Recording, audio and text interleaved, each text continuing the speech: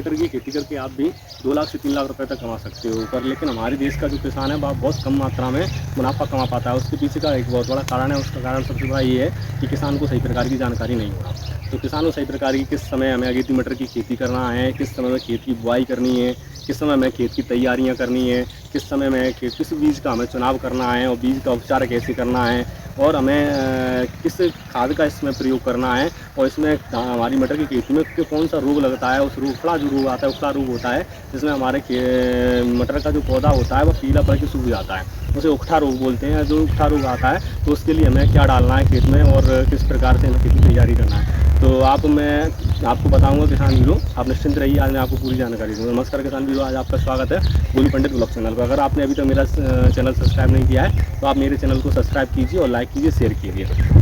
तो किसान वीरों, आज अपन बात करते हैं अगेती मटर की खेती के लिए खेत की तैयारी कैसे करनी है। खेती तैयारी के लिए हमें क्या करना है किसान वीरों, सबसे पहले हमें खेत की बहुत अच्छे से गहरी जुताई करवा लेनी है, और गहरी जुताई करवाने के बाद हमें उसमें गोबर की खाद, सड़ी हुई गोबर की खाद, ताज़ा गोबर की खाद नहीं लेनी है, इससे हमें नुकसान देखने के लिए मिल सकता है। हमें सड़ी हुई गोबर की खाद लेना है और पूरे खेत में अच्छी तरीके से फैला लेना है। फैलाने के बाद इसको क्या करना है, इसमें हमें एक बार फिर हमें इसे कल्टीवेटर से गहरी जुताई एक बार खेत की करवा देनी है, जिससे कि हमारा जो खाद होगा, गोबर का सड़ा हुआ खाद होगा, वो मिट्टी के साथ मिक्स हो जाएगा, मिल जाएगा, और उसके बाद बढ़िया हमें उसका पलेवा कर देना है। तो किसान वीरों, पलेवा हमें क्या करना है, पलेवा किसे कहते हैं, थेवा या पलेवा, जो हम खेत में पानी चलाते हैं जुताई के बाद, उसे थेवा या पलेवा कहा जाता है। तो किसान वीरों, इसलिए करना है कि इससे हमारे खेत में नमी बहुत अच्छे तरीके से बनी रहेगी, और इससे क्या है, इसके अंदर जो मिट्टी में जो रोग होते हैं, वह कीट जो होते हैं वह सभी कीट खत्म हो जाते हैं।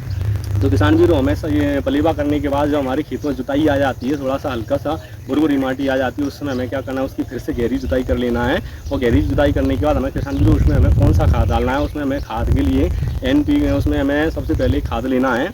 तो हमें उसमें सिंगल सुपर फास्फेट 50 किलो से 100 किलो पर एकड़ के हिसाब से ले सकते हैं, और उसमें हम ले सकते हैं डीएपी हम 35 से 50 किलो पर एकड़ ले सकते हैं। इसके बाद हमें इसमें जिंक का भी इसमें करना होता है, इसका पोटास भी लेना होता है। तो पोटास हम 35 से 40 किलो पर एकड़ के हिसाब से ले सकते हैं, और इन सबको हम मिक्स करके, और इसमें हम कोई भी एक फंगीसाइड ले सकते हैं। फंगीसाइड को मिला के हम पूरे खेत में हमें खेत में छिड़काव कर देना है। छिड़काव करने के बाद किसान वीरों क्या करना है, इसमें हमें पाटा लगा देना है। छिड़काव करने के बाद कल्टीमीटर के साथ हल्का पाटा लगा देना, जिससे खाद हमारे खेत में, रासायनिक खाद हमारे खेत में बहुत अच्छी तरीके से मिक्स हो जाएगा।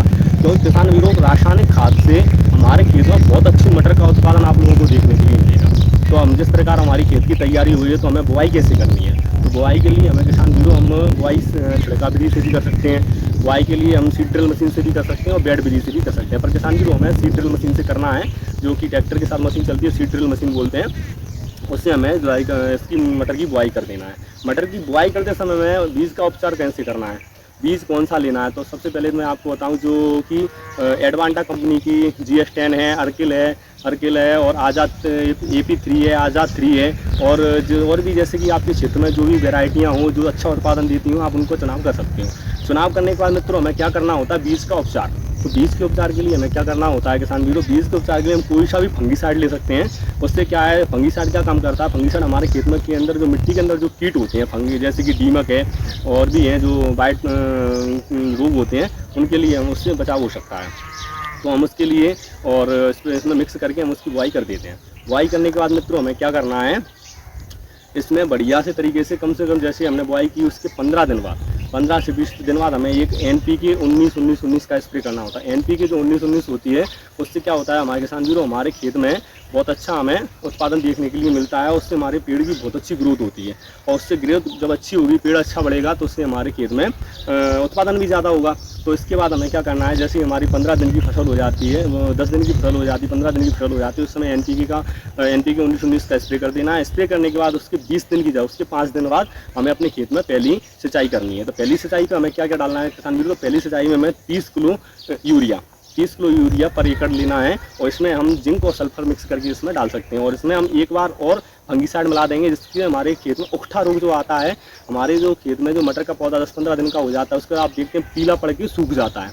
तो उस समय हम उसमें एक कोई सा भी फंगीसाइड लेके डाल देते हैं, जिससे हमारा उखठा रोग हमारे खेत में नहीं देखने के लिए मिलेगा। तो किसान वीरों, इसके बाद हमें क्या करना होता है, जो हमारे खेत में इसके कुछ दिन बाद हमें इसमें पौधे में ज़्यादा फुटान हो, उसमें फलों की संख्या ज़्यादा हो, फूलों की मात्रा ज़्यादा हो, फूलों की संख्या ज़्यादा, उसके लिए हमें NP वो बोरॉन का स्प्रे करना है किसान जी। बोरॉन आता है, बोरॉन होता है, बोरॉन का स्प्रे करना होता है, इससे कि इसमें फलों की और फूलों की संख्या बहुत ज़्यादा अच्छी होती है, उससे उत्पादन भी बहुत अच्छा मिलेगा हमें।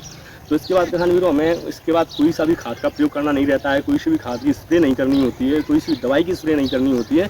बस इसके बाद जो हमारी फसल 50 दिन की हो जाती है, जब उसमें मटर आप फूल में मटर की जो पतुला आने लगता है, जो उसमें आने लगता है, उसमें मटर नहीं भरी होती है, हल्की हल्की मटर भरने लगती है, उस समय हमें एक सिंचाई और करनी होती है 50 से 55 दिन पर। और जैसे 50 से 55 दिन पर आप सिंचाई करते हैं, उसके बाद किसान वीरों आपकी मटर 65 दिन के अंदर मंडी में चली जाती है, आपको बहुत सी अच्छे से अनाज पैदावार हो जाती है और आपको बहुत अच्छे भाव भी मंडी में मिल जाते हैं। तो धन्यवाद किसान वीरों। आज हमने 2025 में वीडियो शूट की है और आज आपका 22 सितंबर हो रहा है, 21-22 सितंबर है और 22 सितंबर और 2025 की ये वीडियो है। और आप लोगों को सभी को अच्छी लगे तो आप मेरे चैनल को सब्सक्राइब करें और बेल आइकन को प्रेस करें और वीडियो को शेयर करें, इससे आपको अच्छी से अच्छी जानकारी मिलेगी। तो किसान भी आप देख सकते हो, ये मेरा खेत है और मैंने इसको पलेवा कर दिया है और पलेवा करने का 2-4 दिन में